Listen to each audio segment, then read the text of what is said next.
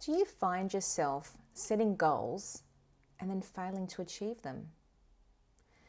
Are you scratching your head like, what am I doing wrong? I know I need to set a goal and I've done that, but why am I always falling flat? Do you ask yourself, why do some people succeed at their goals while others fail? What is the difference? What's going wrong? I'd like to explore that topic with you today. Have you heard of the term SMART goals? So SMART is a term that's often used in business setting as well as psychology and learning and development fields. It's an acronym that stands for specific, measurable, attainable, realistic, and time-bound. And they are the 5 elements, the structure that you need to create a bulletproof goal. Now I hear you saying, but I've done that before. I've set SMART goals and still I'm failing. I can relate. I've been there. I've started off with all good intentions and then I've just stopped. Why? Now goals need to be stretch assignments, challenging, but not so hard or out there that it's impossible, because that's where you'll be defeated. Conversely, if you have a goal that's too easy, be like, there's no value to it. So you need to have an element of stretch, but not too hard. So an example might be, if you're someone that's in a job right now, you feel stuck, you feel dissatisfied, unfulfilled, and you long to step up into a new career or shift sideways, but you don't know the next step, you don't know how to. Maybe you've set that SMART goal and you said, I want to be general manager. And yet, perhaps you're a frontline team member now. Is that a realistic goal? Is it attainable? Maybe too much of a stretch. I know, these things have happened, but normally in a career, it takes time to work your way up the ladder to a senior position such as that. Have the goal, but it wouldn't be frontline team member to general manager in 6 months. So just keep that in mind when you're setting your goals. So we're talking about SMART goals. Now, well, I've done that, you say. Oftentimes as well, people are fixated on the result. It's like when you set New Year's Eve resolutions. Have you ever done that before? I want to lose weight. I want to get fit. I want to travel all around the world. I want a new relationship. And then it's over as quickly as it started. Can you relate? It's the fixation on the result, the destination, but not the journey. And what's missing is the action steps. What are the behaviors? What are you doing in order to progress you to your goals?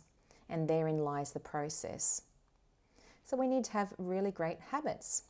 We've got our goal, and yes, a goal is super important. You need to have a target. You need to have an aim.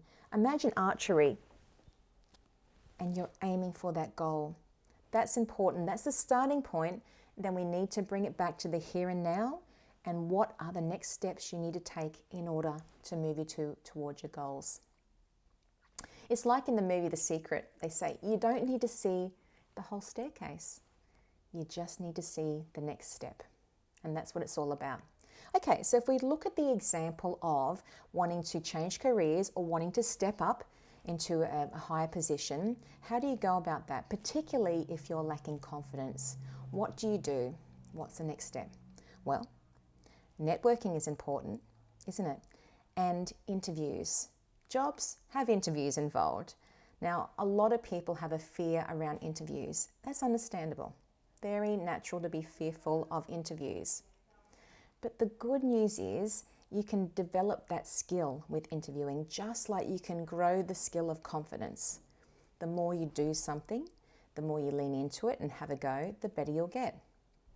But it all starts with conversations. So if you're wanting to step up, you need to start talking to people, improving your communication. So a really good formed habit has a couple of elements involved. When and then statements, as well as a location, space, and time. If you just say, I'm going to talk to more people, It's not clear. It's a very, very general statement and you're unlikely to follow through. That's why it needs to be specific. So if you want to develop your communication, which will also develop your confidence, so you're better in interviews, it might look something like this. In the workplace, on a Friday, when I close my laptop and go to lunch, I am going to initiate a conversation with one new work colleague. I can hear some of you saying, like, the butterflies are coming up, the tightness in the throat. Guess what? They're just human beings. Start with a hello. Now, do you think if you did that every single Friday, you'd get better at talking to people? Would it become easier? Would it become more comfortable? Would you start to play with the topics that you talk about? Yeah, you would. And therein developing your confidence. So when you go into those interviews, you're more relaxed. And that's what it's all about, these habits. Now, if this topic was interesting to you, I'd love to have a conversation. So I'd like to introduce myself. My name is Anita Gibson, and I am a certified results and Gallup Strengths coach. I have a psychology degree, and I've published my research on psychological capital and core self-evaluations in the workplace and the effects on well-being. Further, I've helped hundreds of team members and clients go from really doubting themselves, lacking that self-confidence, lacking clarity, not knowing the next step, to get super clear, get those steps in place, and then they fly and achieve their goals. So what I'm going to do is I'm going to drop my booking link below this video. It's for a complimentary strategy session. Book in, let's have a conversation, and I can't wait to talk to you soon and get you moving towards your goals.